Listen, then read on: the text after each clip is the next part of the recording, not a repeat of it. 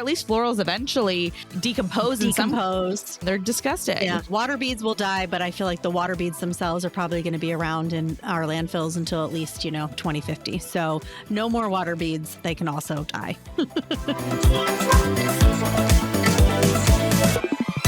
Here we are, episode 11, and today we have a fun episode because we are talking about the event fads that we wish would crash and burn and die because we have had enough of them. And while they were cool and fun for a minute, we're over them and we're ready to move on to new and exciting trends in the year ahead. So I thought we'd have a little fun today and change our format slightly and do a little bit of this or that. And I feel like there's some trends out there that are, the lesser of two evils, I suppose. And when we look at what trend we really want to see die versus what trend isn't so great either, we could have a little fun with a little game of this or that. How do you feel about that, Ashley? You up for it? I think this is going to be great. I think it's a fun way for us to basically call out how horrible some of these trends are, but we'll give it a go. So. Awesome. So I'll kick it off. I'll throw a couple at you and we'll go from there. Okay. So this or that, which trend do you wish would die? Let's start with confetti cannons or balloon drops. Oh, God. Okay. I'm going to go with balloon drops. And give me a why. I gotta dive a little deeper into some of these too. Okay. So I think balloon drops are the worst to set up in terms of getting everything coordinated. And the other thing that's so frustrating is the timing of them. They're never timed perfectly. They never happen exactly when you hope that they do. I think they're just a pain in the butt overall. So that's my reason why I'm anti-balloon drop. All you have to do is look up and see the balloons too. And then there goes the mystified moment and it's revealed. Right. And there's no surprise moment at all.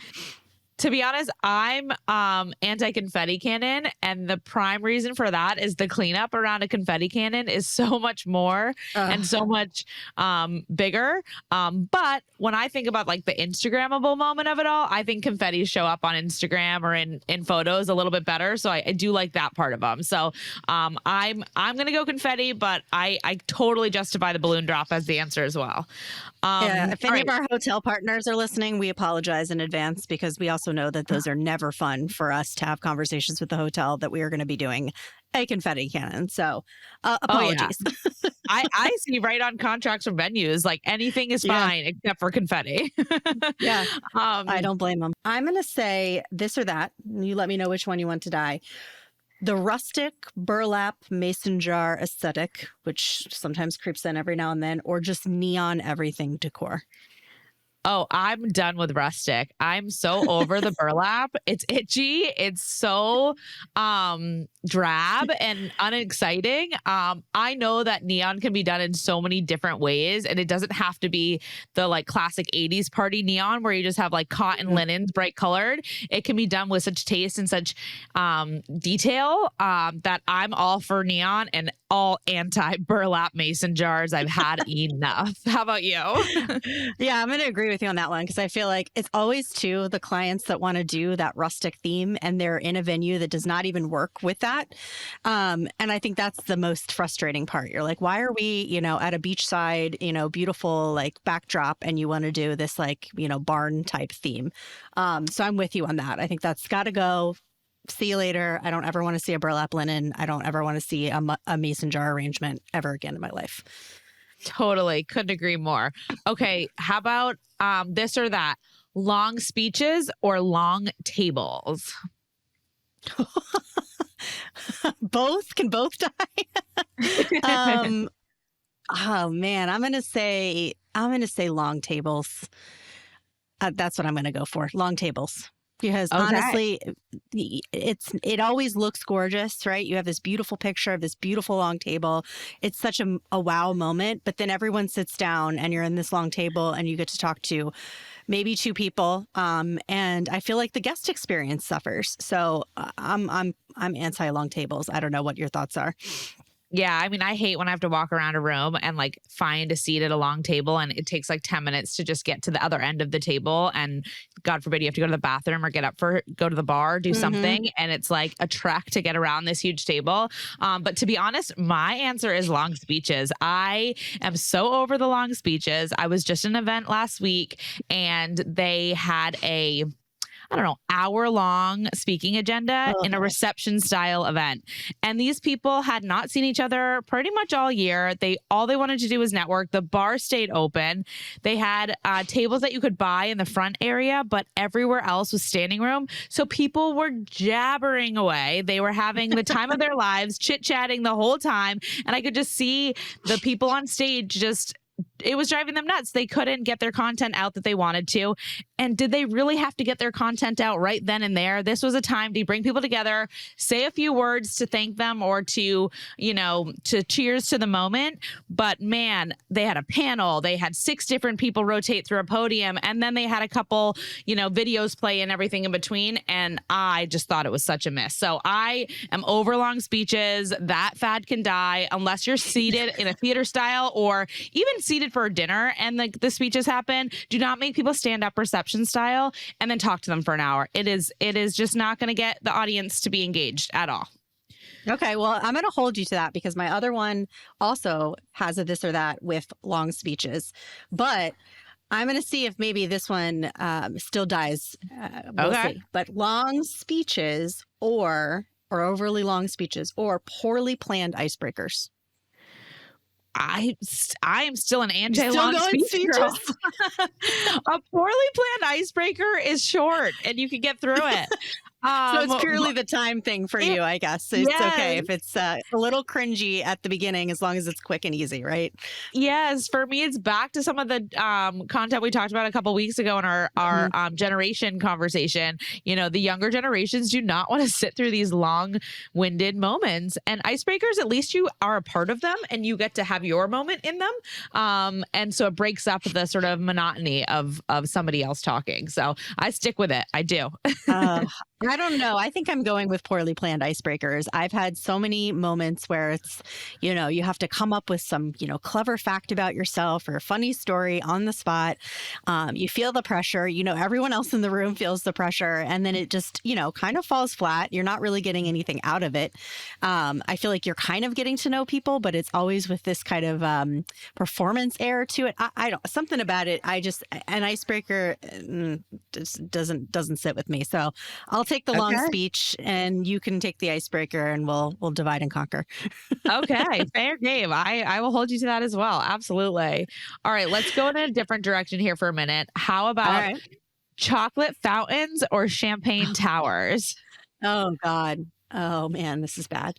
I'm a chocolate fountain can die. I think they're just the most unpleasant looking thing I've ever seen. It's half vegetable oil. It's not even real chocolate because you got to really get it flowing in there. They make such a mess. I think, the germaphobe in me is just, they got to die. They got to die. I 100% agree with you on that one. The chocolate fountains are over, but I still got requests for them this holiday season. So they're not over enough, but let them die. We're done. I'm going to give you another one. Chair covers or using house chairs for a high-end gala? Using house chairs for a high-end gala. I think that's the worst. I mean, I know it comes down to, what can we save? Where can we, scrimp and make sure that we're, investing in beautiful floral centerpieces or other decor, but get the chairs. They make such a difference when you see this beautiful tablescape and then you're paired with this house chair that looks horrific. It ruins the entire aesthetic. I'm with you on that, but I believe chair covers hit their peak like 20 years ago. And I don't even know where you'd find. I mean, truly, there's so few rental companies that will even rent you chair covers anymore because it is a dying breed. And I'd like to keep it that way. I'd like them to just absolutely end up in the next sort of rinse out when these rental companies do their flush out at the end of the year and give us some new product. Let's get rid of the chair covers and make room for new, nice linens instead. Yeah. Or less nicer expensive chairs. Yeah. That we can make work with our beautiful table aesthetic. But yeah, I think both of them have a they can go off to pasture. But yeah, I hate that look when it's just you've invested so much time and then you have this ugly chair. I am with you on that too. I Oh, totally agree. Um, okay. I have one. okay. All right. So overly themed photo booths or selfie stations with an excessive amount of props. Oh, this is good because I had a version of this on my list for you. I think an overly themed photo booth is okay depending on the theme. Okay. But I believe that sometimes you put so much on the accessories around the photo booth that you miss the photo booth because you've got these hats and these boas and these things that don't even make any sense with what you're trying to do with your area, that it takes away from everything else. I feel you. And I feel like this is also one of those things where, we get this idea or the client gets this idea to do the selfie station. And then the props become this kind of DIY moment where, we're kind of putting together these like sticks and things and, gathering all of our Amazon finds for all of these excessive props. And it just becomes a headache.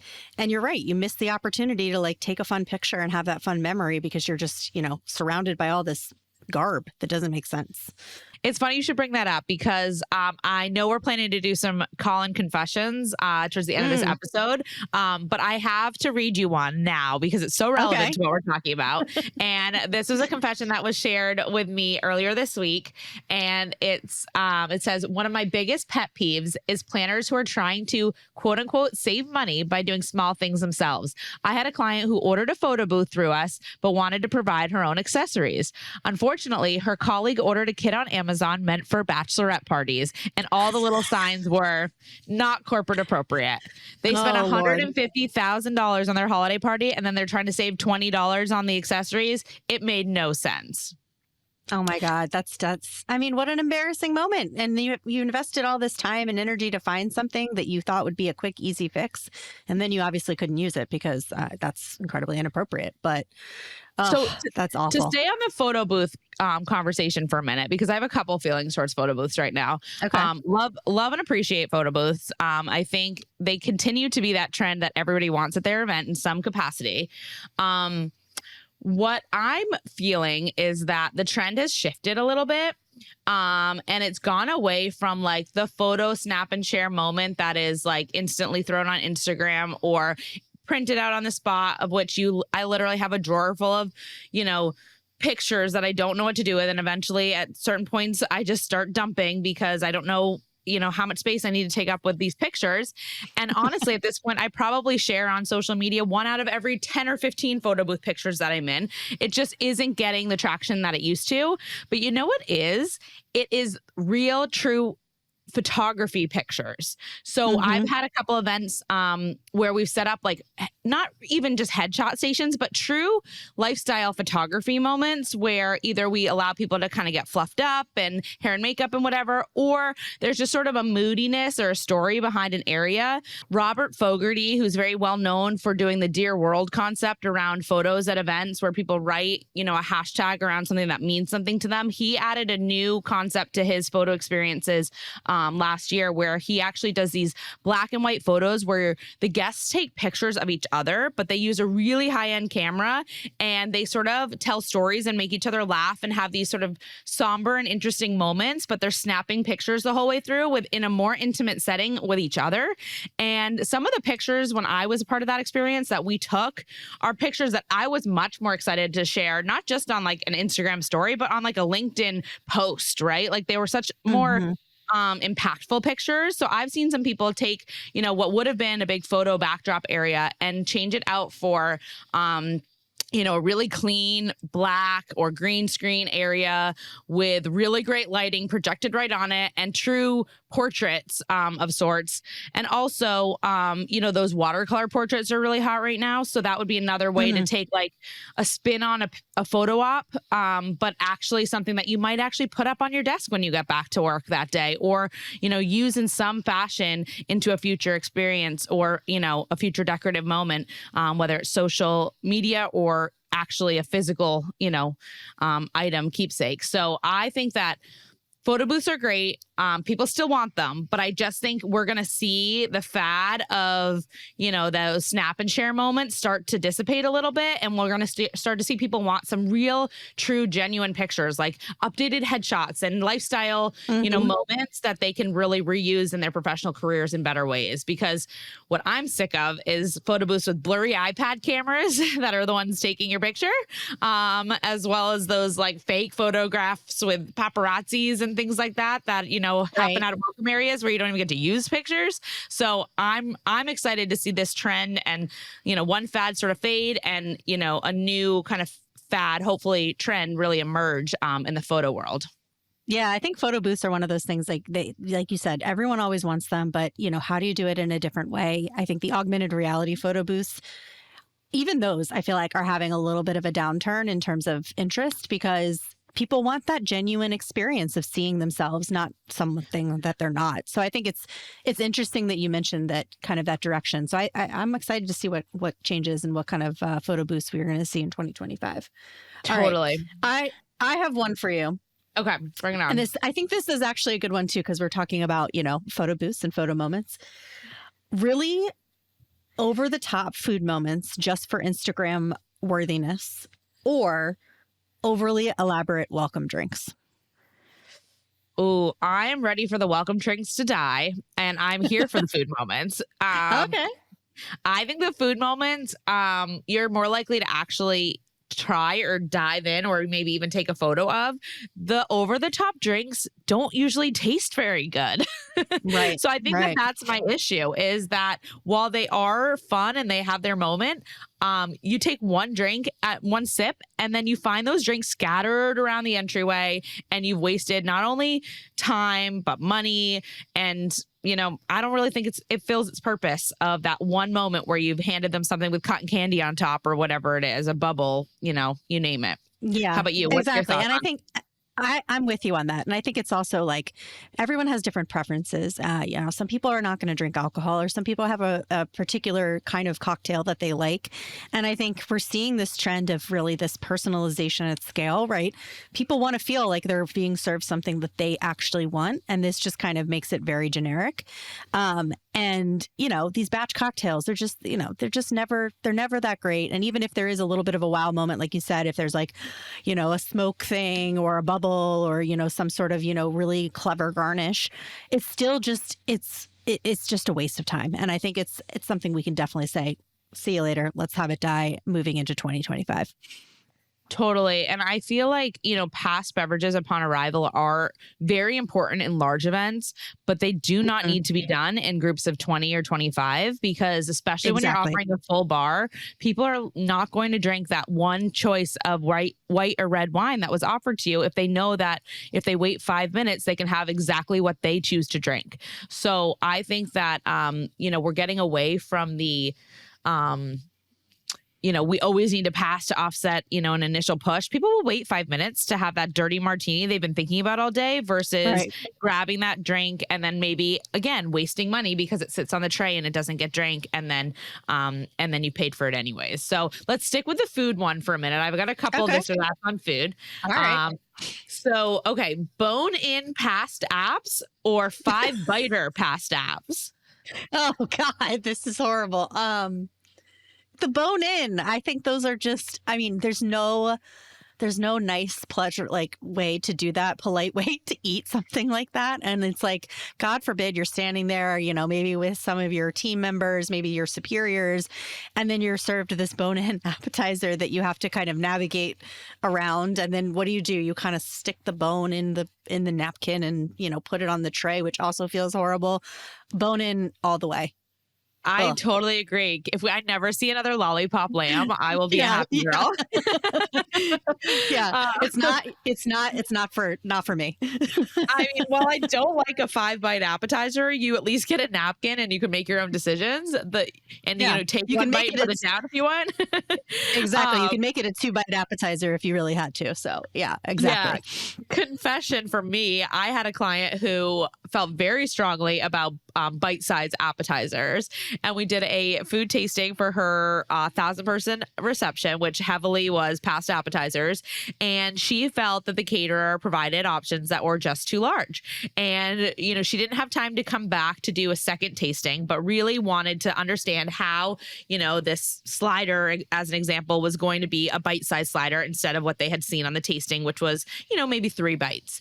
So I had to go back to the caterer, and I literally had them remake everything bite size, and I had to take a picture of my mouth next to that food item and send to my client what would be physically bite size of every single item. So you should have seen the scope of services that we shared with her. That was like 90 pages long, because 10 pages of it were my face taking bites or showing the size of a bite next to the food item.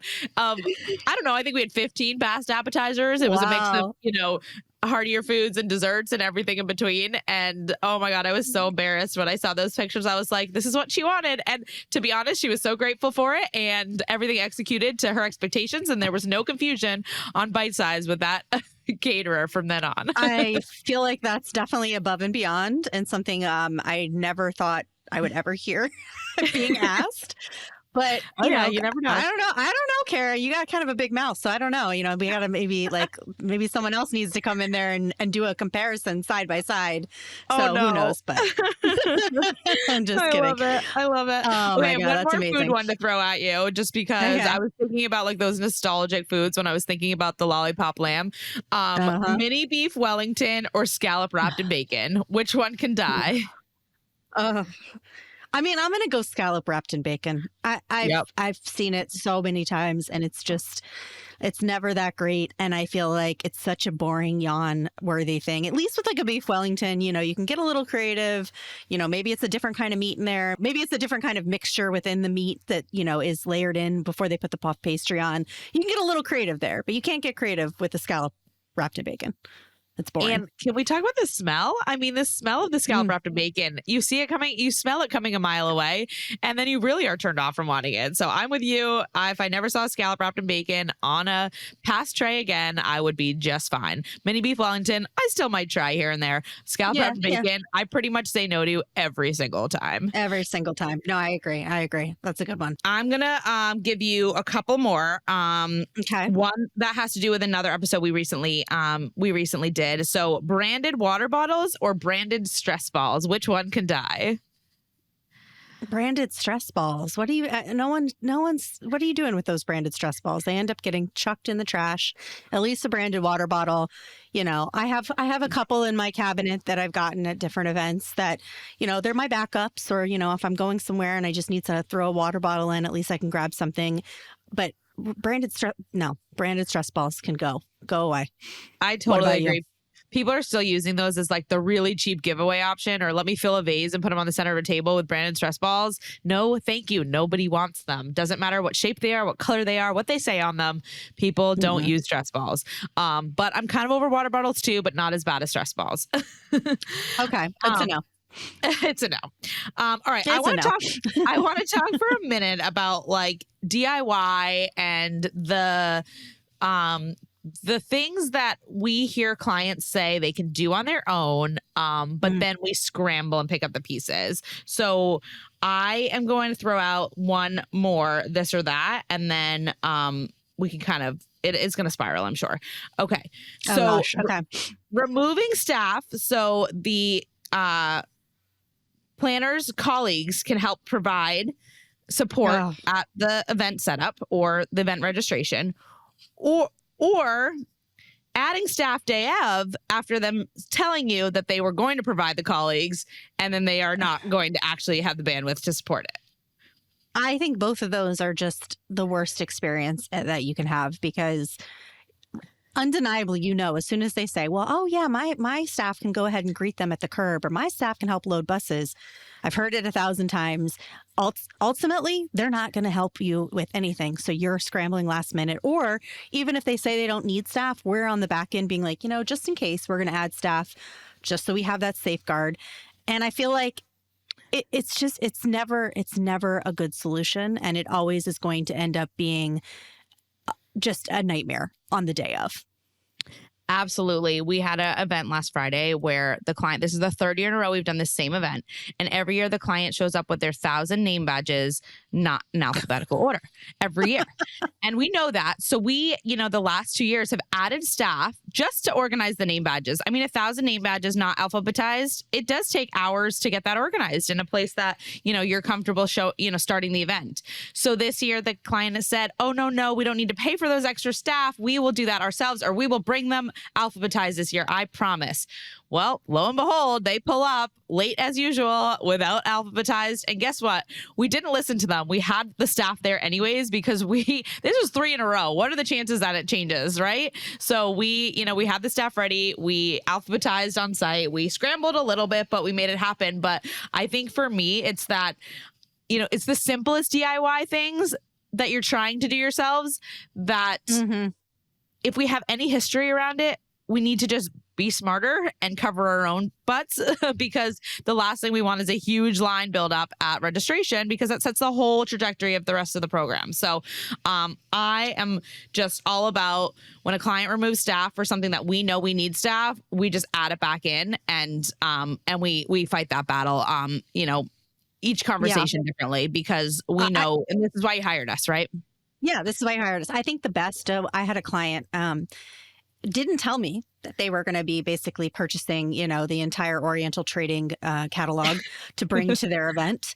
And it was a glow party, and we'd provided some glow things that were around the room and things like that. But she basically bought out every glow thing you could think of, light up rings, light up, necklaces and all kinds of stuff, and wanted them scattered all over the tables. So luckily, I had staff that was doing transportation, and there was a lull in the transportation move because everyone was kind of going back to their hotels to kind of, refresh and then be brought back over to the conference area. I was able to pull my transportation staff. Thank goodness they were very willing to do this, so they could come and turn on all of these glow items and put them out into the space. And so it's like, that's the other thing. When we don't know that we're going to be planning for these things, or you decide to kind of go rogue and do something DIY, we can resource as best as possible, but it's really helpful to know ahead of time, hey, I'm going to be bringing 700 tchotchke items that I want you to, coordinate and put out for us. Right. But yeah, I was lucky, because otherwise I'm like, oh, this glow is not going to glow. So. Totally. Well, I have another DIY confession that was sent in that I want to share today. Okay. So I will read this one out again. Okay. There's one event trend that I am hoping finally dies, and that is water bead centerpieces. My first experience with these little gel beads that get soaked in water and are different colors that people fill into different vases were when I was early on in my career and was sent on a mission by my manager to find last-minute water beads for centerpieces because they would not ship in time, and the client had made a last-minute decision to swap from florals to water beads that filled science beakers to be more on theme for their Breaking Bad event. I was sent on a mission around the city by foot to find these beads at any and all toy stores, and I think I walked like 8 miles in one day trying to find enough to fill the vases, get back to the office, soak them overnight in huge buckets. I literally looked like a chicken with my head cut off running around the city. Fast forward a few years later, I was supporting a large 5,000 person gala in Las Vegas, and in a similar fashion, the client thought it would be more of a Vegas vibe and would save on costs, so they selected to use water beads centerpieces instead of traditional florals on their gala. We had 500 tables worth of centerpieces to make, and it actually took 6 of us 3 full days to set up and soak the beads and fill the vases. And in the end, she lost money after all the labor and freight. Between my experiences on those 2 events, I have never worked so hard to sway my clients since to not do water beads. They are not even sustainable. Yeah, water beads are one that can definitely die. Oh my gosh, I can't even imagine. Like, where do you go and get that many water beads? Like, unbelievable, right? I can only imagine. You need her a water just trying to resource these. Yeah, you need a water What a source to fill nightmare. the water beads. You need to fill each vase. Then what do you do with it after? At least florals eventually, decompose in some Decompose. capacity. Yeah. The water beads are one and done. They're disgusting. Yeah. Yeah, water beads will die, but I feel like the water beads themselves are probably going to be around in our landfills until at least, 2050. So no more water beads is the lesson that we're taking away from this. They can also die. Absolutely. Well, I really enjoyed the this or that format we did today, and I think there's several more trends that we can talk about down the road here that we have had enough of. But just to kick things off, if you have any other confessions around some trends that you have seen enough of, or trends that you're excited about, and maybe a story that gets us looking forward to some of the better trends in 2025, please do share those. Send us messages through any of our social channels, or email, or call, text, whatever works best for you. Yeah, we'd love to hear from you. And I think we could take this and maybe do a fun this or that trends we're excited for in 2025. Maybe that could be on the docket for one of our next conversations, because even though we wanted all of these to die, there's a lot of exciting stuff in 2025 that we're excited to see. So more to come.